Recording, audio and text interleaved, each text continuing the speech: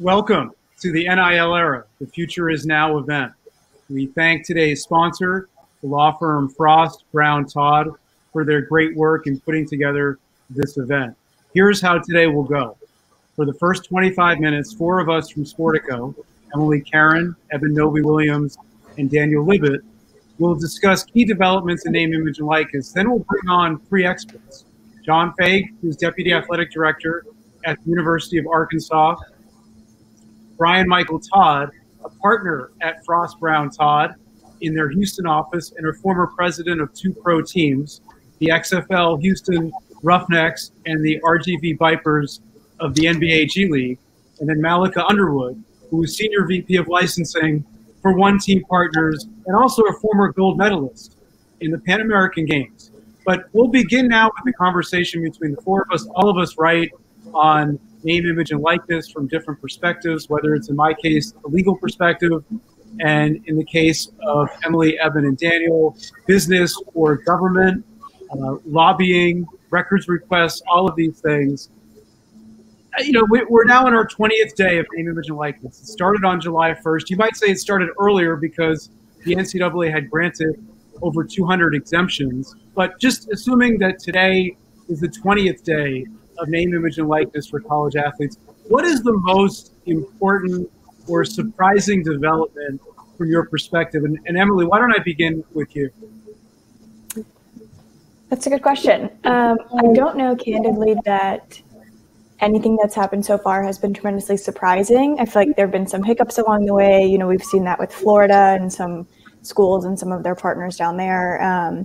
But I think in terms of importance, when we look at what's starting to happen already on the group licensing front, that definitely stands out to me, because I think you see at the pro level, like that's where there's tons of opportunity for athletes to make some money. And I think that's going to kind of trickle down to the college level. And we're already seeing organizations start to tap into that, but also schools. I know UNC was one of the first. So I think that's probably what stands out to me most so far. Thanks, Emily. How about Daniel? What do you say? As important or surprising, or you fill in the blank? Yeah, well, I feel like there's two stories to this that we're seeing at the same time. We're seeing at the surface level things kind of going as planned. You know, here NIL is taken off. It doesn't seem to be tremendously disruptive. Almost every athletic department of note has now, you know, taken this and embraced this. We have college athletic departments that have set up, you know, their NIL education programs, that have done contracts with third parties to help them navigate this terrain. So that's one story about how kind of par for the course. Here we have something that was supposed to be this great disruptor, and it doesn't seem to be disrupting the flow of college sports. But then I think there's a whole bunch of things bubbling beneath the surface, and that's sort of what I hope we are able to get into in this conversation, the sort of logical consequences of NIL today, whether or not this line of NIL can be held so that it doesn't turn into, if it hasn't already turned into what is called pay to play, where athletes are getting money either by schools or as inducements to participate in certain schools. And on that front, it seems like the levees are breaking pretty quickly, you know, without us really even making a big deal about it. I mean, within the first couple of days, there was a story about a Miami booster who offered this tremendous package to any Miami athlete who was willing to promote his business on social media of several $1,000s. That's supposed to not be permissible. I mean, there's supposed to be this bright line between inducements and then side deals unrelated to the schools that an athlete attends. And that seems to just go without really much of an eyebrow raise. Similarly, Phil Knight, who's, you know, the Nike president and founder and one of the largest donors in higher education in America, with the hundreds of millions of dollars he's donated to Oregon and its athletic department, you know, organized an NFT deal with a Oregon defensive football player. Again, you know, this I think is requiring sufficient squinting on the viewing public's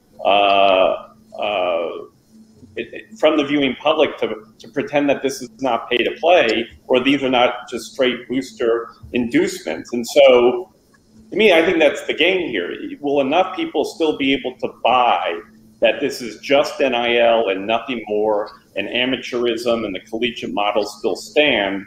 Or, are we going to very quickly come to this idea both within the leadership of the NCAA and college sports, and then just the viewing public, that the jig's up and we really have just entered, by another name, pay to play?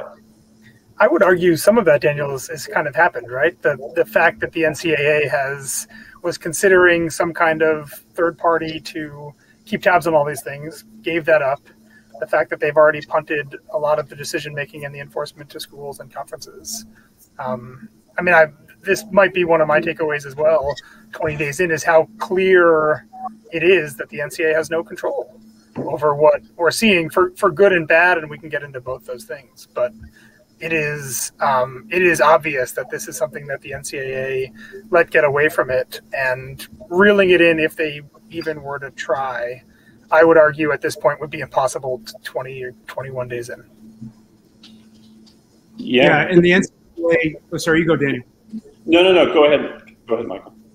I was going to say, they had they literally had decades to reel it in. And it's so long. Right? I mean, the Ed O'Bannon case started 12 years ago. So this is not a new topic for the NCAA. And it was January when they had a chance to come up with a set of rules, or when they said they were going to. And, of course, they punted on it because they received a letter from an outgoing Justice Department official that raised antitrust concerns. The thing about antitrust law is if you're reasonable in what you do, it's not a violation of the law. So it sort of invites the question of why did they punt, hoping that Congress would take action. And I think all three of you hit it that how do you reel this back in? Is it just, the NCAA's rules are interim, but interim can become lasting, and the longer interim lasts, the harder it's going to be to sort of come up with some tight regime that takes away the latitude that all of you have discussed. I don't think they want to reel it in necessarily. I mean, my 2 cents on this is that schools are going to realize pretty quickly that being able to, as Emily mentioned with UNC, giving their athletes their own marks to use in their own personal branding is going to help the Tar Heels as much as it helps their quarterback or their women's basketball player. And this is an analogy I've given to you guys before, but I'll mention it here as well. It feels so much like sports betting.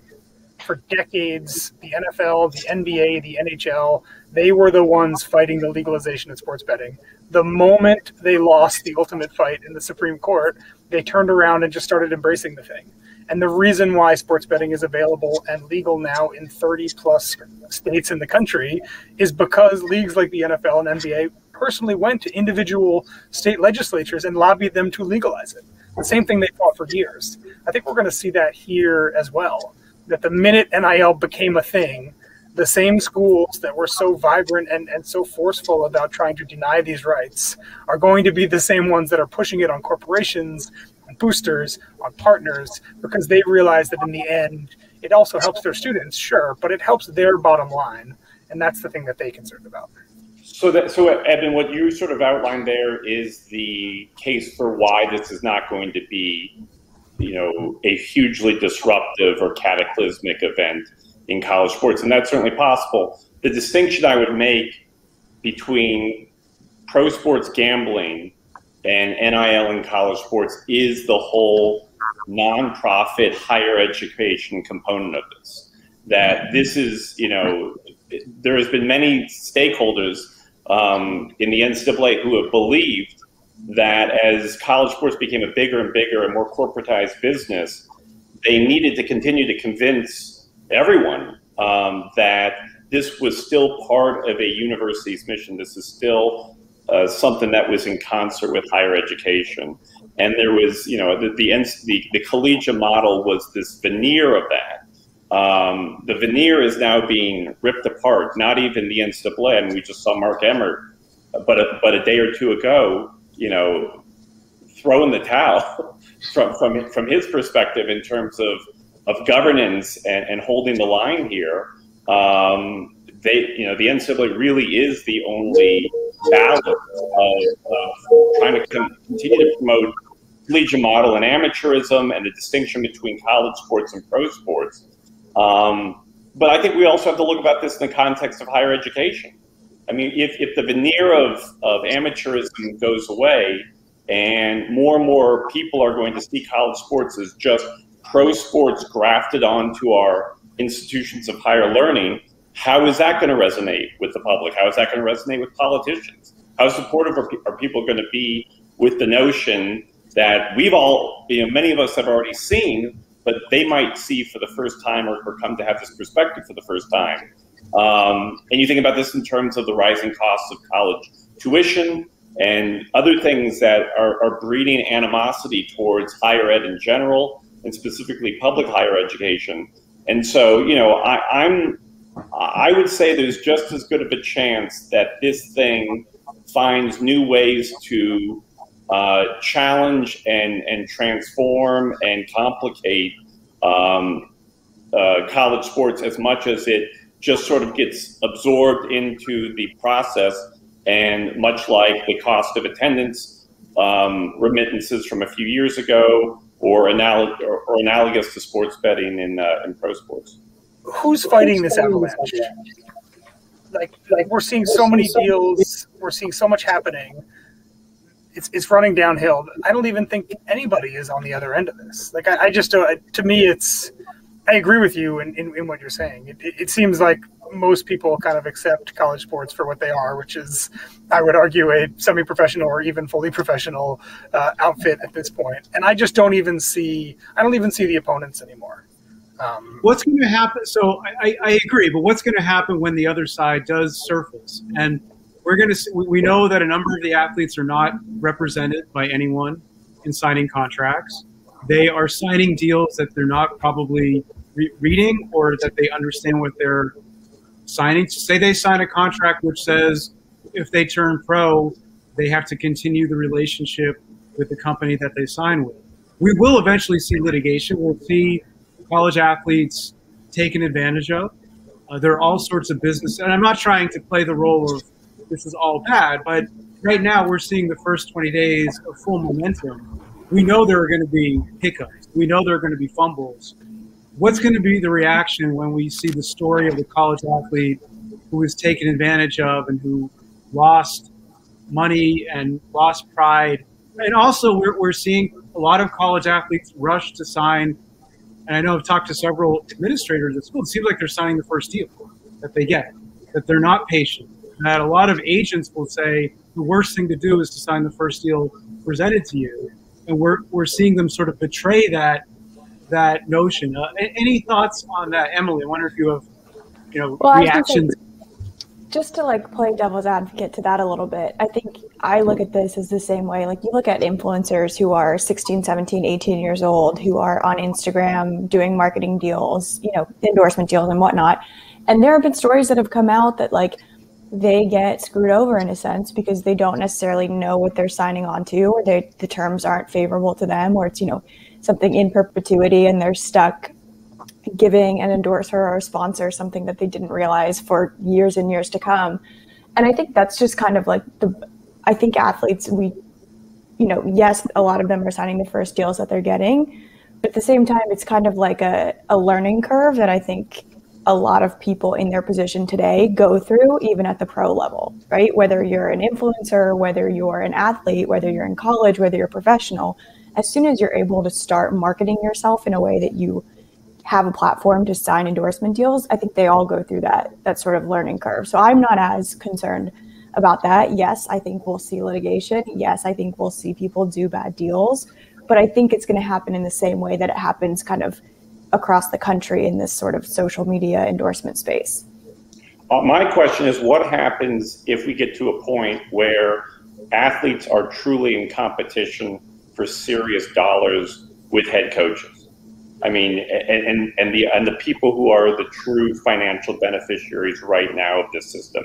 We're not seeing that now. These are not, the deals that athletes are getting are not taking money at all or substantial money away from, the 6- and 7-figure a year head coaches that they play for, or even just down the list of sports. And I think, you know, that's where I feel like the fight will come, when that's threatened, when people who are, you know, there was a study that came out, I think this was in the context of the Alston case, but it was not presented there, about what the value, so why are head football coaches paid what they are?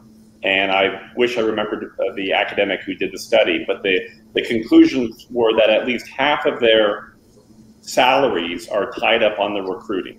You know, so if a coach is making $3 million a year, $1.5 million of that is for him to be able to go and get players. And if we enter a world where all of a sudden there's a different way of getting players to school, you can just pay them to come to school in any number of different ways. Either the school can pay directly, or their supporters can pay an athlete to induce them to come to a school. You know, you no longer have that need to pay a coach potentially as much as you're paying them, and that could be a dramatic consequence and shift in where the money goes in college sports. And so again, that hasn't arisen now. The deals that we see are not implicating that, but I think that's certainly on the horizon potentially. And, you know, Mike, to your question of you know, when is the other side or the opposition to this, you know, maybe going to rear its face, I think it would be, you know, that's one potential situation where it would emerge. So I would be shocked if that happens. I mean, right now, and we can address the semi-elephant in the room here, college coaches have been paying athletes in various deals under the table for decades, right? And we're kind of, I think, seeing that now in early NIL too. College coaches are trying to facilitate these deals either outwardly or behind the scenes. Just 2 hours ago, Nick Saban told reporters that his quarterback, Bryce Young, had over $1 million, or right around $1 million in NIL deals already. Nick Saban is saying that as a whistle to every high school athlete and potential transfer in college sports. Hey, you come play at Alabama.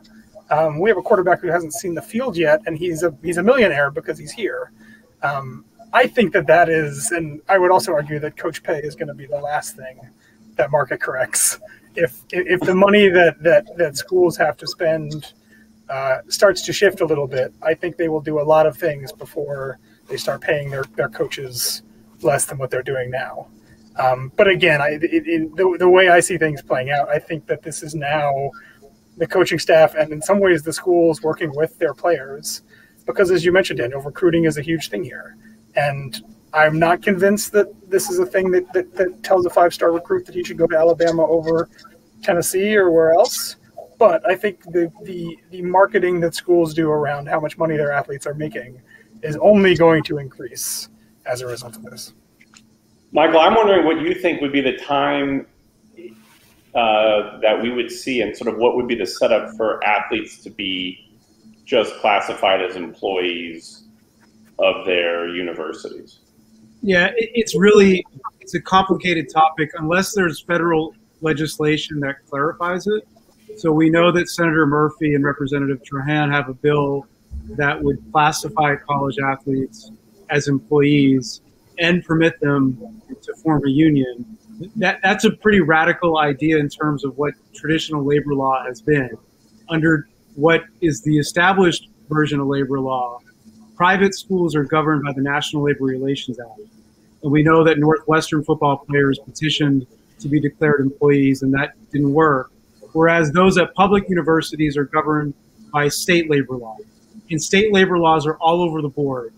At some universities, it would be really difficult to see college athletes declared employees. And in some cases, they would not be able to unionize because state law wouldn't permit it because they're at a public university. So unless there is a clarifying federal bill, I don't see this as happening anytime soon. So it's definitely a much more complicated topic than NIL or the issues that were raised in Alston. And speaking of that, I want to go to one of the questions that we see in the chat from Charlie Schroeder. Charlie says, what role can Warner Media, CBS play in the world of NIL? This is a really interesting question because how do we define NIL? And the reason why this is interesting is because in the case brought by Sedona Prince, over why college athletes weren't paid NIL all these years and should they get paid for it. She defines NIL much more broadly than what we're used to NIL being defined. Could it include being on a broadcast? And the question that Charlie asked is, are there any restrictions for the NCAA's corporate champions and partners? If there aren't any, would they be able to promote athletes on Warner, CBS, and other programs? Any thoughts on that? I'll mention just right off the bat, which I thought was really interesting. A couple of days ago, there was a Texas A&M blog, right, that paid 2 of its football players $10,000 for exclusive interviews. I don't think it's something Sportico will be doing anytime soon, but I do think that you're going to see media companies we've already seen getting into this space in terms of paying athletes for access, right, which does happen in corners of journalism. Do I think that CBS or Warner get directly into that?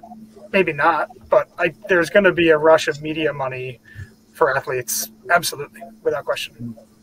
Especially once you can do podcasts and you can do whatever the athlete equivalent of Hard Knocks is, for example, right? How much would Alabama fans love to see Bryce Young in his dorm room and whatever it is that looks like?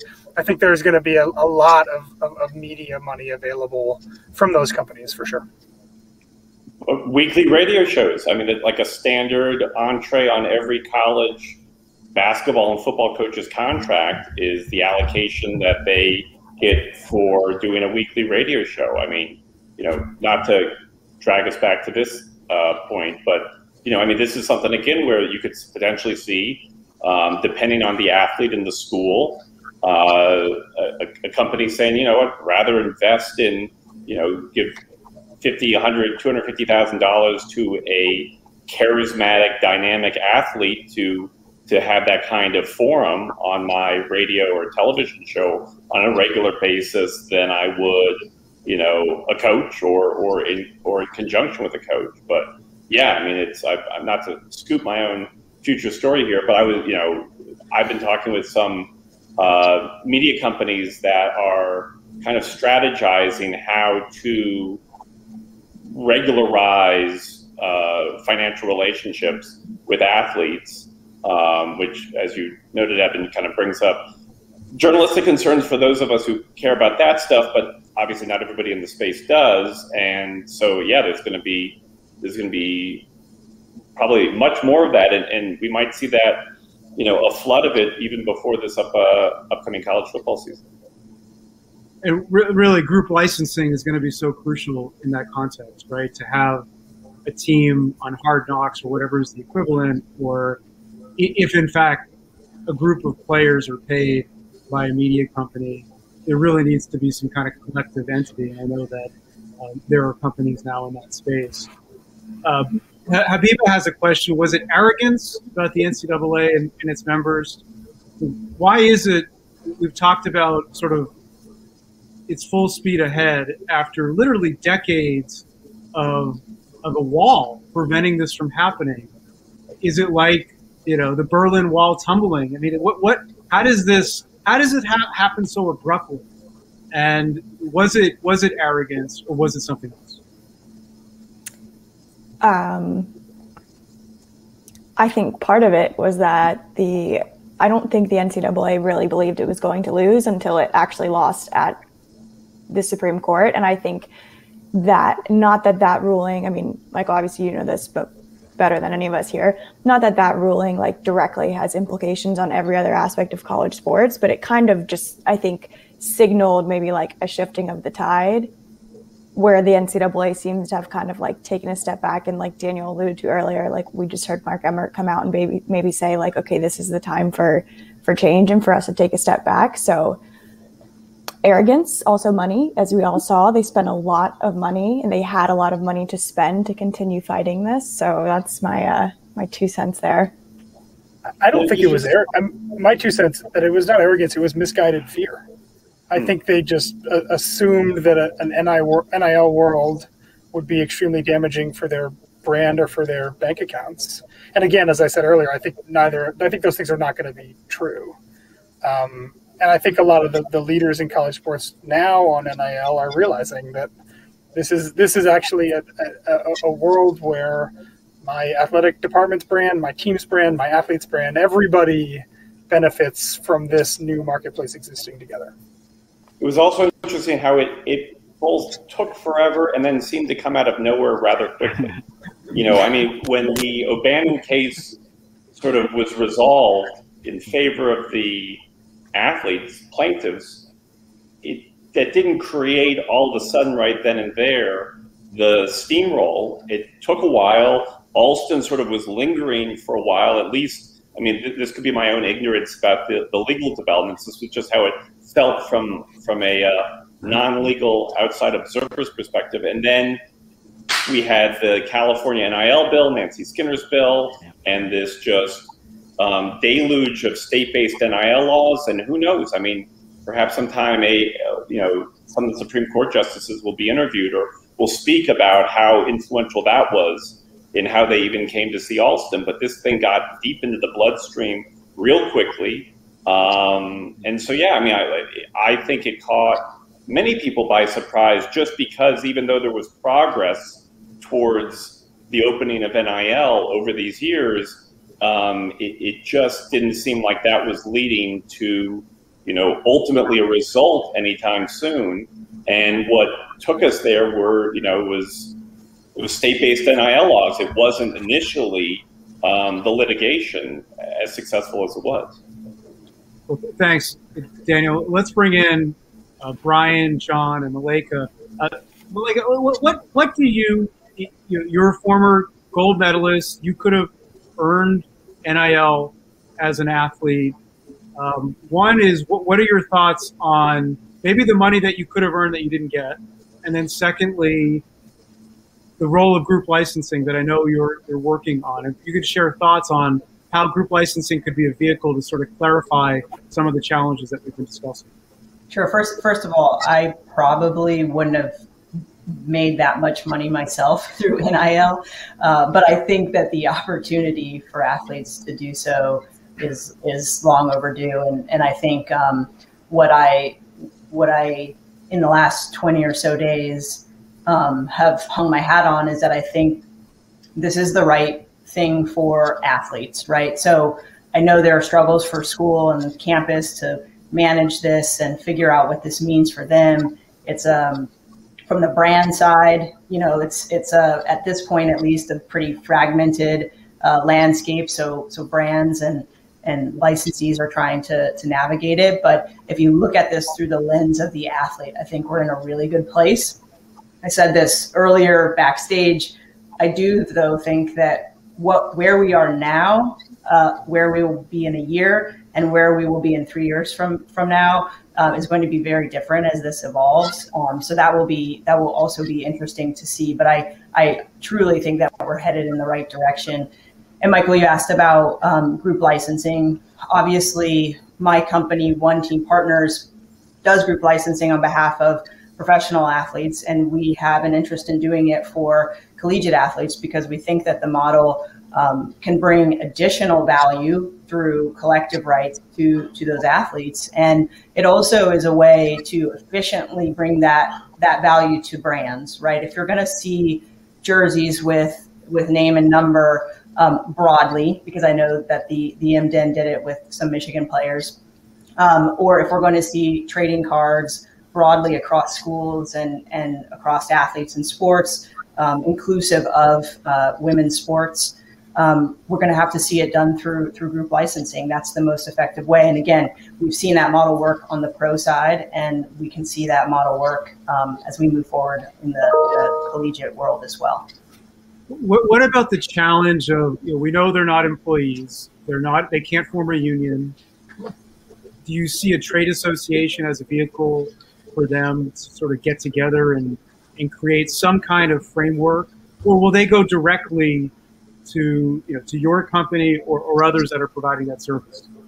I think the initial pass is companies like ours who have the experience and the relationships with the brands helping to organize those groups. I think there is a chance that over time, and going back to my point, like where we sit 3 years from now will be different than where we are today, that there is a trade organization or something of the like that aggregates those rights and may even take up other issues on behalf of the athletes, not just related to NIL.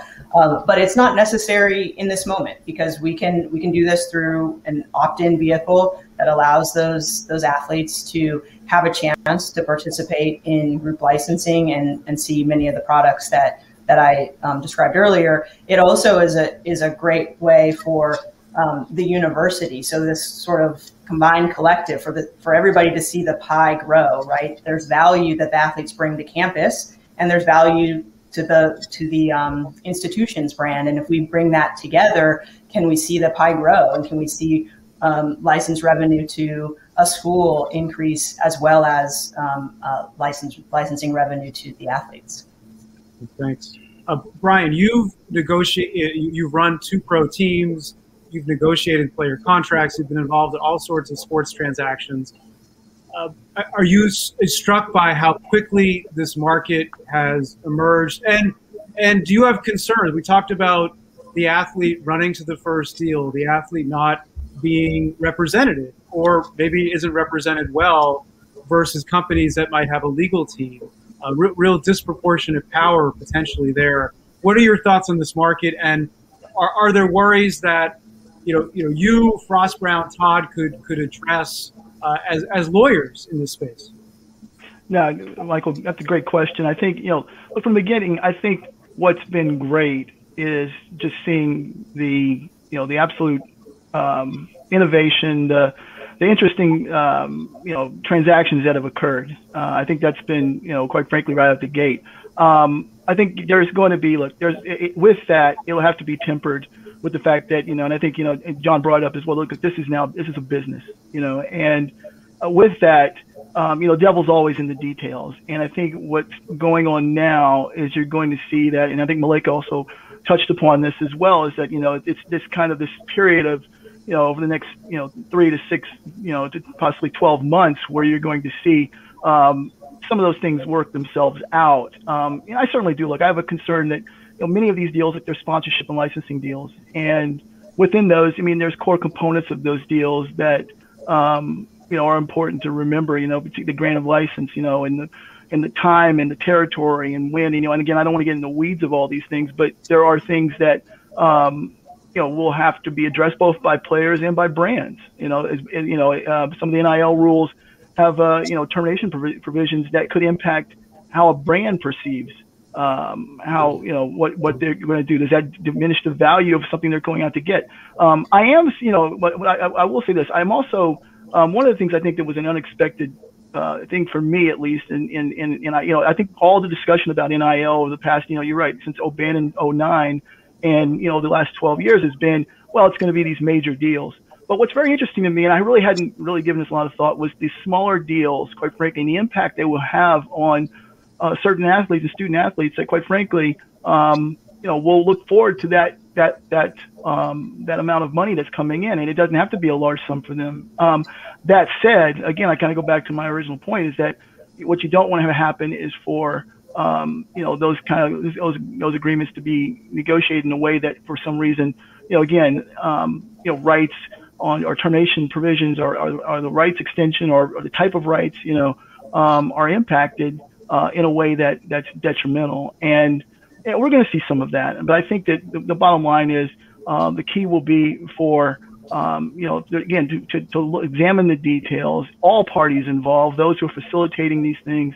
I always say our challenge in NIL, quite frankly, as a lawyer right now, is facilitate the process and just make sure rights are protected and value is secured. And I think that's what we have to, I think as we continue to examine how these things are occurring in this space, that's what we need to look at. And so I'm heartened by what I've seen, but again, cautiously, also as any lawyer, I'm cautious. And just as a past background, I'm just seeing the interplay between, as a sports exec, seeing, the new marketing models and the new marketing avenues are also intriguing as well. But again, all these things I think are going to be part of, making sure that we really evaluate, what's, again, getting into the weeds and getting into the details and making sure that those things are being addressed properly. I think we need to be careful about being too paternalistic about this at times too, and recognize, and I think Emily hit on this before, recognize that there will be some mistakes made, and we will have to overcome those. But if we're looking at this through the lens of the athlete and the opportunities that exist for them through this vehicle, there's a lot there, and we should support it. And I think that campus administrators are starting to support that. John, we spent a lot of time in the beginning here talking on behalf of schools. But so now that you're here, I'd love to hear from you, sitting at an SEC school, a lot of these things we're talking about, how much of this do you feel like is the university's responsibility to help its athletes do? How much of this do you deliberately want the university not involved in? What does this look like from someone who's working at a university right now? Yeah, sure. First of all, it's fascinating to hear everyone's perspective. Like, again, people who know me, I say all the time, I don't know how I get hooked up with smart people so much because I'm not the brightest guy in the world, I don't think. But from a campus perspective, I think everybody's descriptions and perspective is really valuable, and you're really spot on. We took the idea that we're going to have fun with this. We're going to embrace and keep moving forward. I know some of my colleagues, I know a few colleagues have taken that same tact, but not everyone. I think the idea that it's going to level out at whatever point it is probably, that's my perspective. I think it's really interesting to see the dynamics shifting. We talked a lot to our young people about the fact that you're going into business. If you think this is a place where we're going to take care of you, you're going to be mistaken. Like, again, the stereotype of the athlete as babysat and made sure that they're at study hall or their assignments done and all, everything's taken care of for them. We told them, free cars aren't free. When you do a deal and your taxes come due, don't call us. I mean, because we can't do anything. Literally, we can't help you. We would love to, but we can't. We're not tax attorneys. And so the idea that they are in business is the first thing that we talked about. We take an entrepreneurship slant on everything. We talk to our kids about making sure they understand the difference between being a 1099 and a W-2, tax implications. Are you looking to make a living at this, or are you making spending money? I think Brian made the comment that, this is surprising about the small dollar amounts. I mean, think about, most of us went to college. Imagine what it would be nice to have, a few hundred extra dollars in your pocket for some spending money for, when you get down to it, not a lot of work, right? So from my perspective, 30 years plus in the business as an adult, my father was a coach. This is the first meaningful opportunity for young people to have part-time jobs. From an athlete perspective, certainly in our league, where they're so dedicated to their craft. Our kids, they like training, they like working out, they look forward to their sport. And this is a place where they can also make a little bit of money or a lot of money and continue to do their craft and go to school. And so that's a pretty cool marriage for me. I love it. John, how many? Oh, sorry. Go ahead. I'm sorry, Emily. I was just going to ask, do you think that your perspective is in the majority or minority with other college administrators? Yeah, I would like to think it's in the majority, but I'm afraid for the moment it's still in the minority. I mean, I think there's a lot of schools out there that they don't have, quote, issues with name, image, likeness. There are going to be some kids that make some money, but they're not worried about competing with their own brand or players making more than the coaches or the things that we've been talking about. So I think there's probably a huge group that it's already, I love the word equilibrium. I think that's such a cool word, that it's already at equilibrium. We are not, but that's okay. It's not bad. We're just not at equilibrium yet. We haven't figured out where it's going to really end up. But so far, I told the presenters before we started, like, I haven't had this much fun at work in a long, long time. It's just really, really cool to see them doing their thing. John, can you give us a little taste, 20 days into NIL, what the scene looks like at Arkansas? How many players have deals? What kinds of deals? Sure. And how this sort of how you're living your days dealing with this.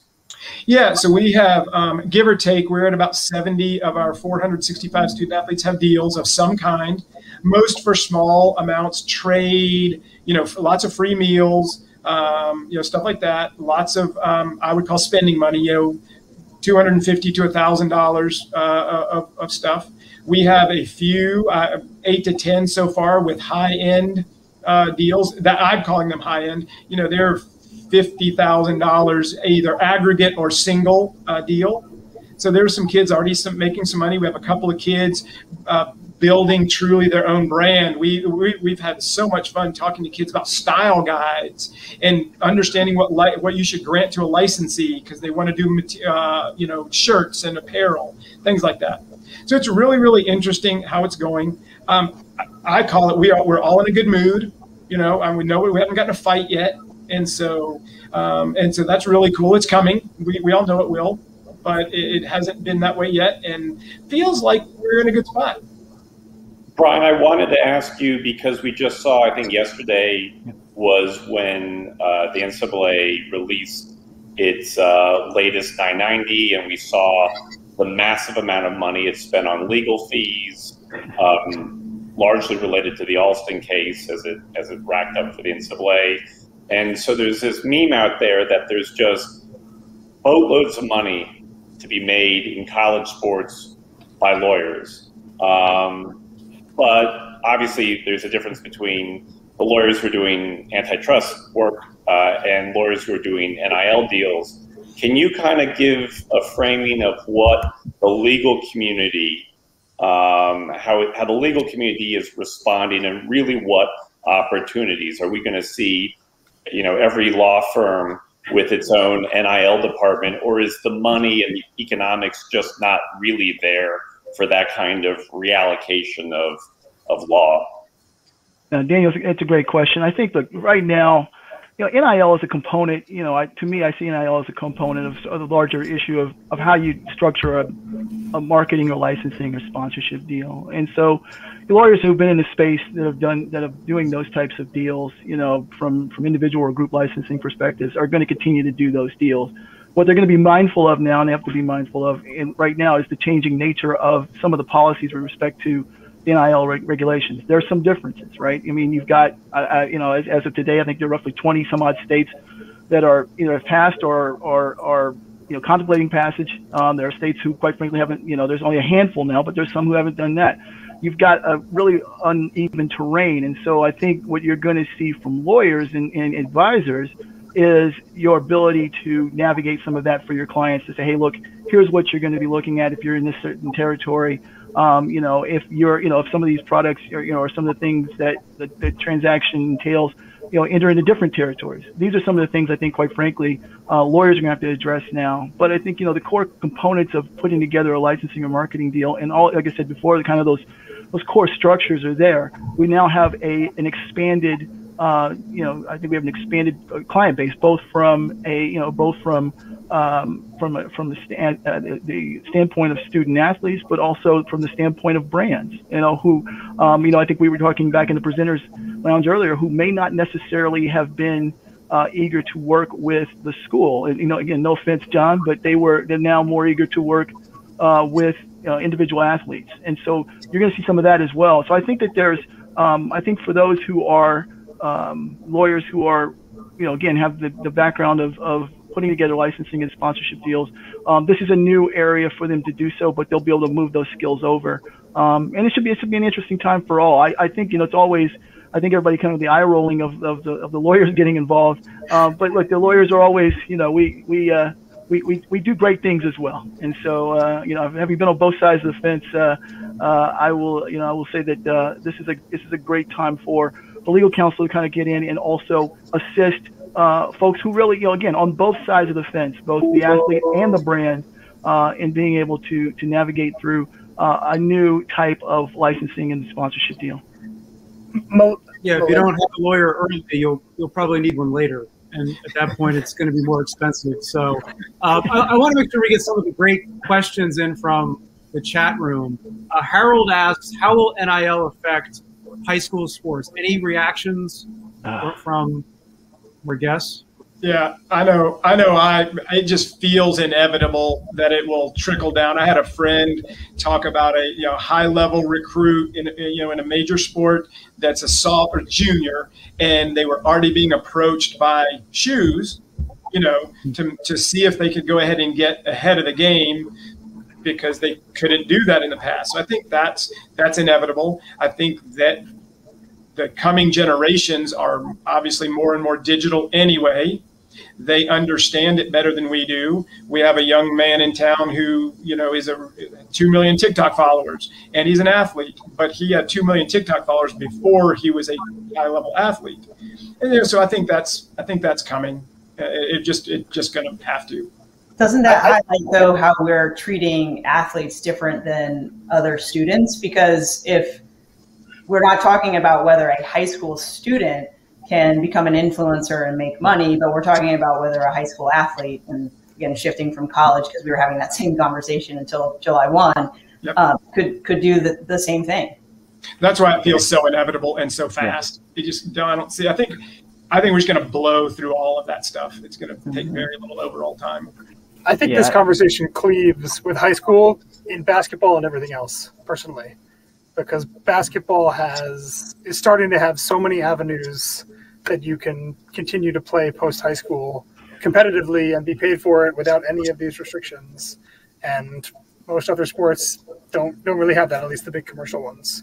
I think what's happening in basketball right now between the PCL and the Overtime League and more willingness for young kids to go overseas and play, the stuff they're doing in the G League, all of that I think is going to be an interesting petri dish for what is going to happen, I would think, in a slower timeline with athletes in other sports. And kind of conversely, or by comparison, the other sports, I call them normal sports because they're normal people more than some of the crazy things that happen or that y'all cover a lot.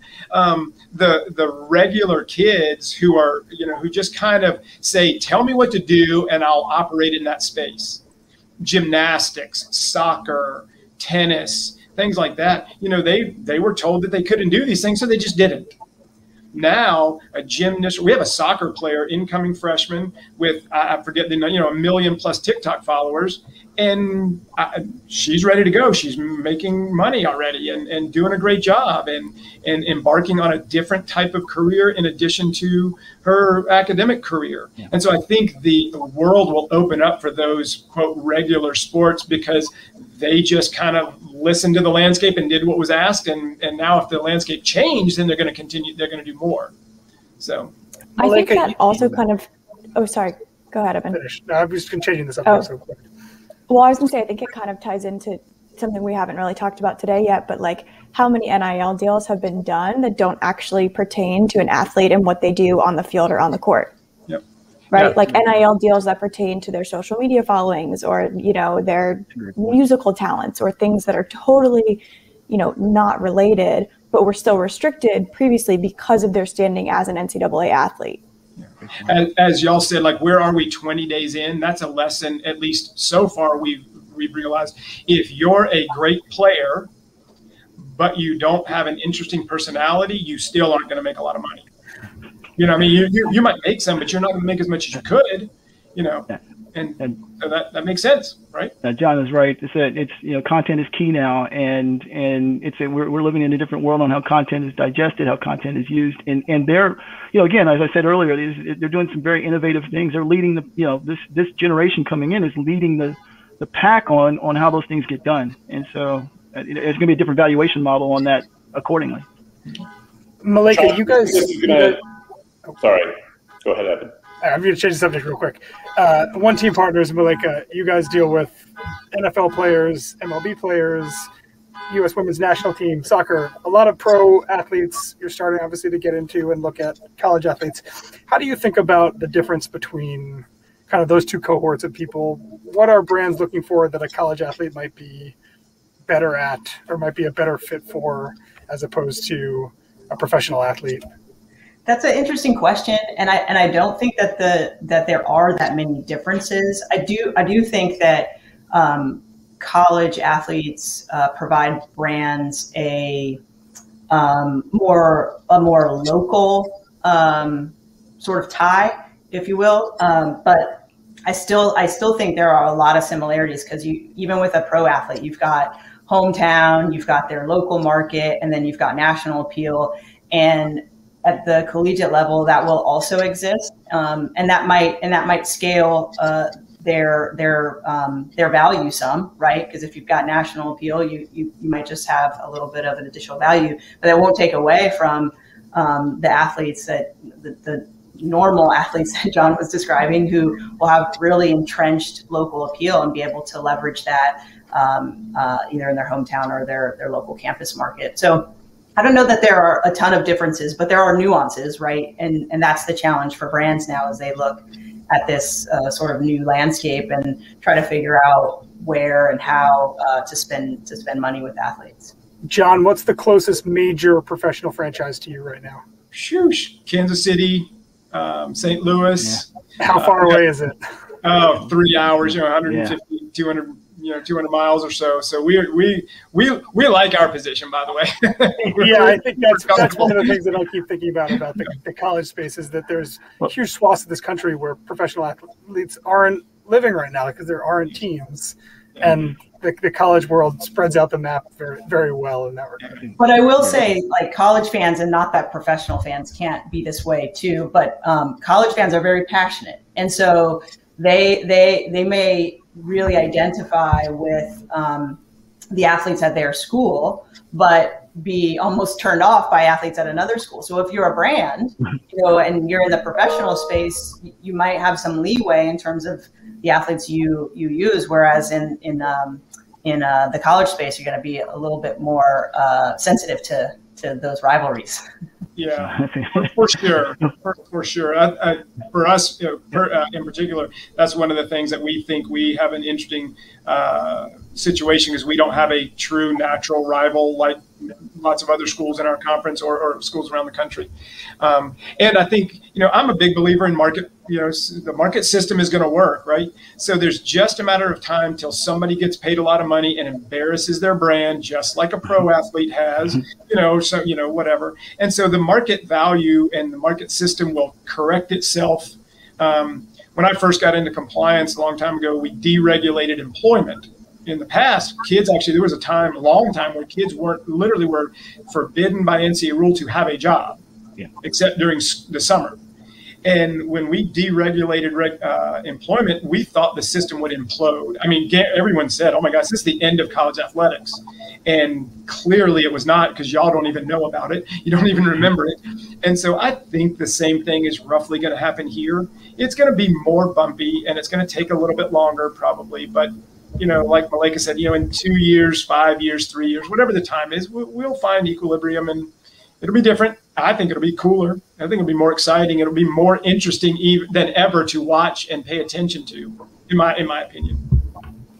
How are schools being mindful of Title IX? Nancy Hogshebaker has a great question in the chat. Nancy is an attorney, a former gold medalist in the Olympics. She notes that schools have to be really mindful of the advice that they're giving. Do any of you see that as a concern, or is it because NIL, at least thus far, has provided opportunities for both men and women athletes, that maybe that's not as much of a concern? Any reaction to that?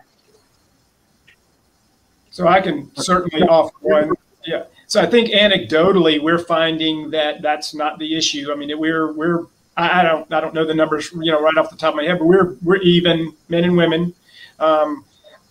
From a technical standpoint, it feels like Title IX doesn't apply. This is work, right?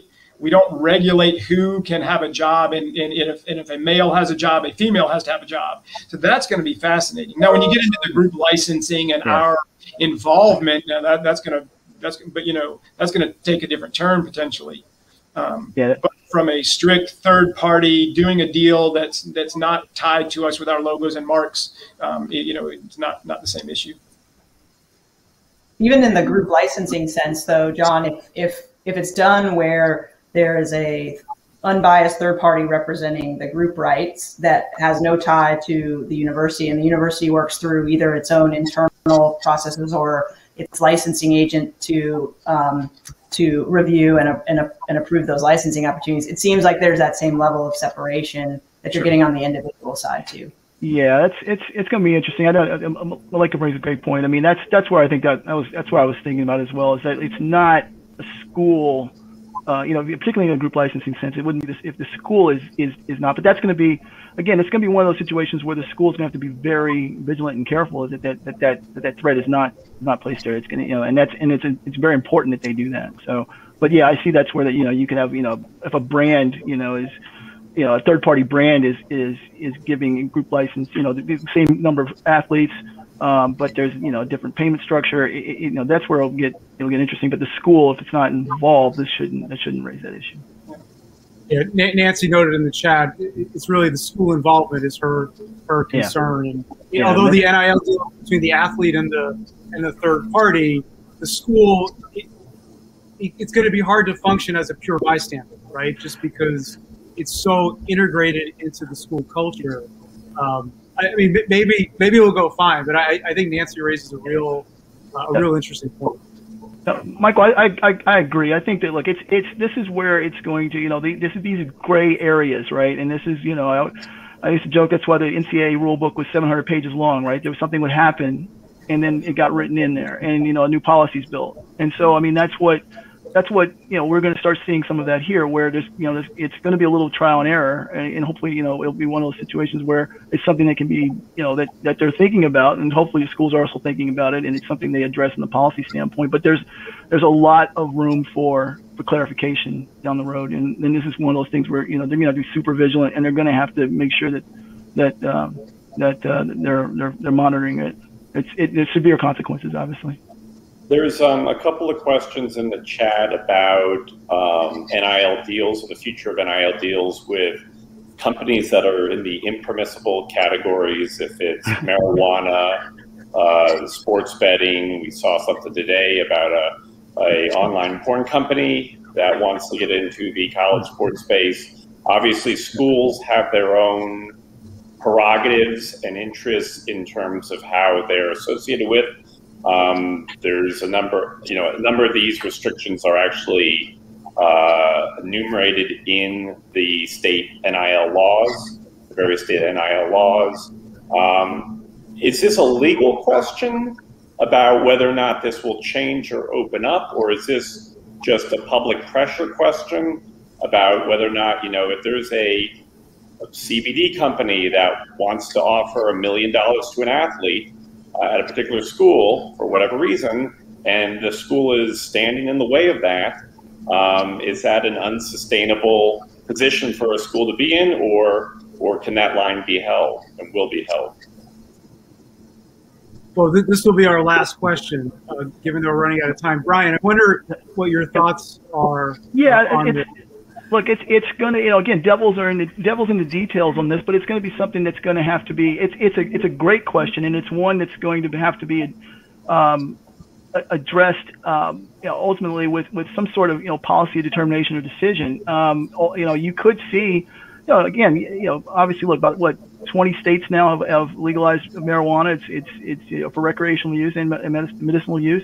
It's not illegal in certain states, not against the law, and so do you have a situation where you've got to clarify, what kind of project you have and where you're going forward with it. And so I think you're going to see schools have to come back and address that. They're going to have, I know that they've started to issue a lot of these the regulations and policy rules, but there's going to be pushback. There's going to be there's either going to be some amendment to it, or there's going to be potential disputes down the road. And I think that's one of those situations where there's just going to there's going to have to be some trial and error and quite frankly some clarification as these situations arise going forward. And so all involved, I think, will have to be mindful of that.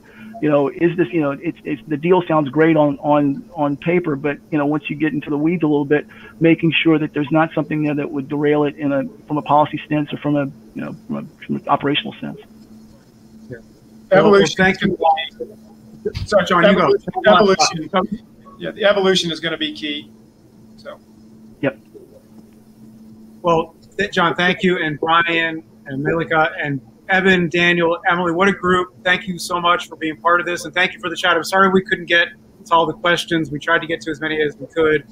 But what a great list of questions that are there. And thank you for joining us, and we're looking forward to doing this again. Hope you all have a good day. Thank you. Thank you.